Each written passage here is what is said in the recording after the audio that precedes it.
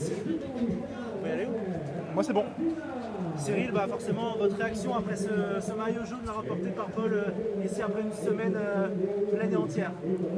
Oui, ça a été une semaine assez incroyable qu'on a su bien maîtriser, je pense, jusqu'à aujourd'hui. Et puis aujourd'hui, avec des conditions très très difficiles, on s'est bien rendu compte qu'une course n'était jamais finie jusqu'à la fin. Ou bon, on va pas dire qu'on a tremblé, mais bon, quand il s'est retrouvé tout seul à 58-60 km de l'arrivée, on sait que dans ces conditions, tout peut arriver. Une fringale, ça peut arriver. Et voilà, il n'y avait plus d'équipiers, personne n'avait plus d'équipiers.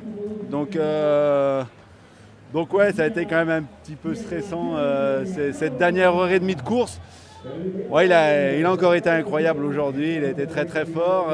Après, on l'a laissé faire quand il est parti dans la bosse parce qu'on sait qu'il n'aime pas subir les à-coups des autres.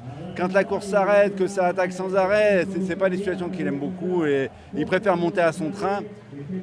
J'aurais juste aimé qu'il puisse accompagner avec lui Izagirre ou Lipovic. Et là, j'étais sûr que ça continuait à rouler tous les à 3-4 et entre guillemets, ça aurait été beaucoup plus simple.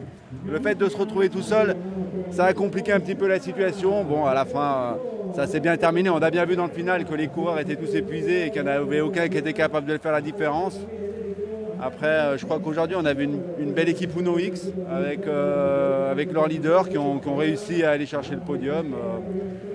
Mais d'un point de vue collectif pour nous, je pense que l'équipe a montré qu'elle savait être très solide, tenir la course pendant toute la semaine, emmener Paul pour faire des différences. Et je pense que c'est une semaine très positive, que ce soit pour lui en tant que vraiment leader numéro 1 de l'équipe et puis aussi pour les copains qui l'ont accompagné durant toute la semaine. Cyril, là, on parle plus de la naissance d'un espoir, en fait. On parle vraiment d'un champion en devenir et qui est déjà champion et qui a déjà concrétisé, quoi. On parle pas de la naissance d'un espoir. Là, Paul, il est vraiment apte à être avec les meilleurs coureurs du monde dans les prochains grands tours. Comment vous le voyez? Comment vous allez évoluer avec lui maintenant? Oui, c'est sûr que Paul, sa progression va très très vite et c'est vrai qu'aujourd'hui, quand on voit les performances qu'il a réalisées depuis ce début d'année 2026, bien évidemment, il fait partie des meilleurs coureurs, que ce soit sur les courses d'un jour ou sur les courses à étapes.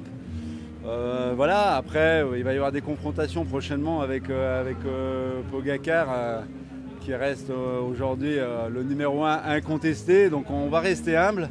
On va rester humble et on va essayer de continuer de le mettre dans de bonnes dispositions pour lui donner les moyens de se battre avec les meilleurs. Mais effectivement, quand on voit les résultats qu'il a réussi à aller chercher, que ce soit en Algarve, en Ardèche, au Stradé ou ici, qui était un rendez-vous important pour nous, on peut dire qu'il fait vraiment partie des quelques coureurs capables de poser sur n'importe quelle course. Merci. Merci.